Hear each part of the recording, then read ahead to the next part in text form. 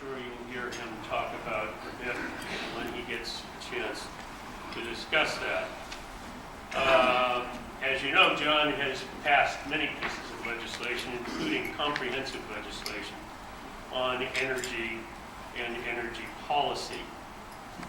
And before serving in his present chairmanship, he was the chair of the Joint Committee on Tourism, Arts and Cultural Development, which I'm sure Stephen was well aware of.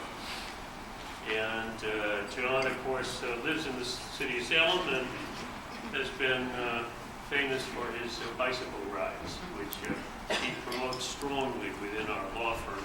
I can't say that many people have followed him. In fact, I don't think anyone has followed him. But nonetheless, he does a wonderful job. John.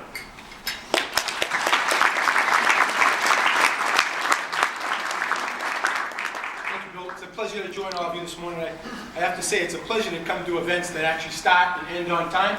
It is not something that happens usually at the State House, so it is great to be here this morning.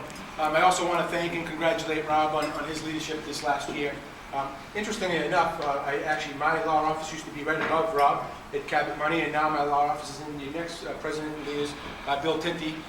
Thank God we repealed the tech tax. I have to tell you that, because I had to put up with Bill Tinty every single day coming to my office telling me about how lousy an idea the tech tax was. And again, congratulate you for your advocacy on that as well.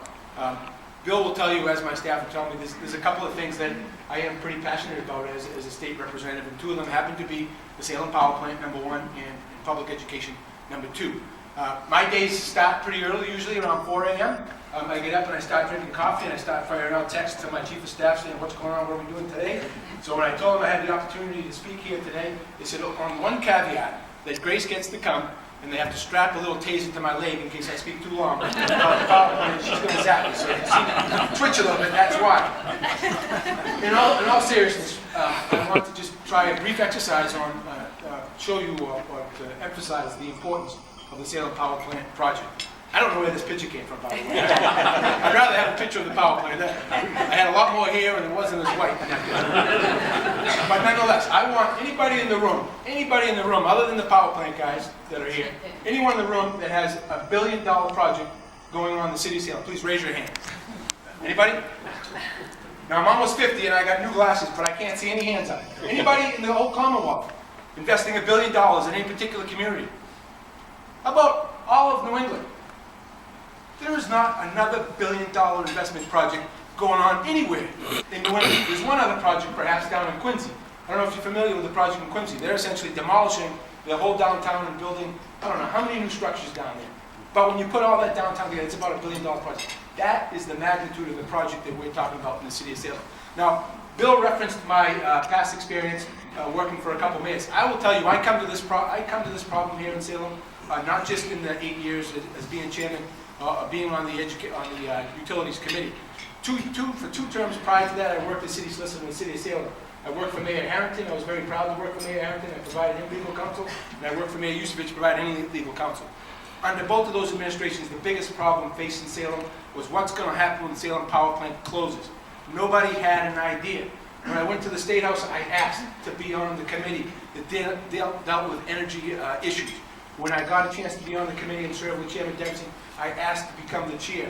I ran for this office because of this issue. That's how important this issue is to my community and why I'm fighting so hard. You elect me. I don't know how many people here from Salem. Good. Hopefully you all vote. You elect me, right? You elect me to solve problems. That's what I'm elected to do, right? This is a major problem, and there were three problems that we're facing in the city of Salem. Number one, how do you tear down that structure?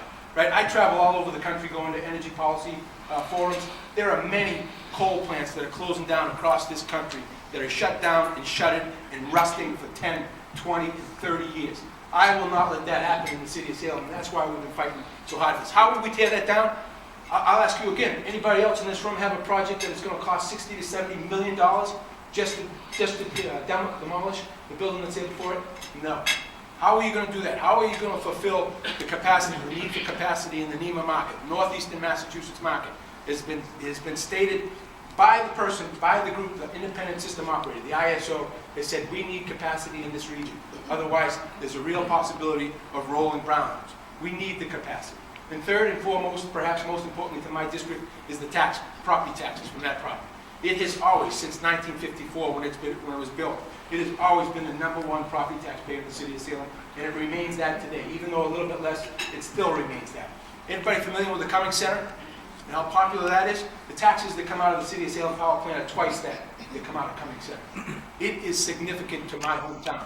It is significant to the North Shore region. I don't care what business you're in. I don't care if you're in the construction business. How many bankers in this room? We have lots of bankers in this room, right? If we redevelop 60 acres on Salem's waterfront, the power plant will only take up 17 acres. We'll have another 30 acres of waterfront property in the city of Salem to redevelop. There'll be lots more projects happen on this property other than just the power plant. So do I get a little fired up about it? Yes, I do. I believe it's the most important redevelopment project in Salem's almost 400-year history. And I don't say that as political hyperbole.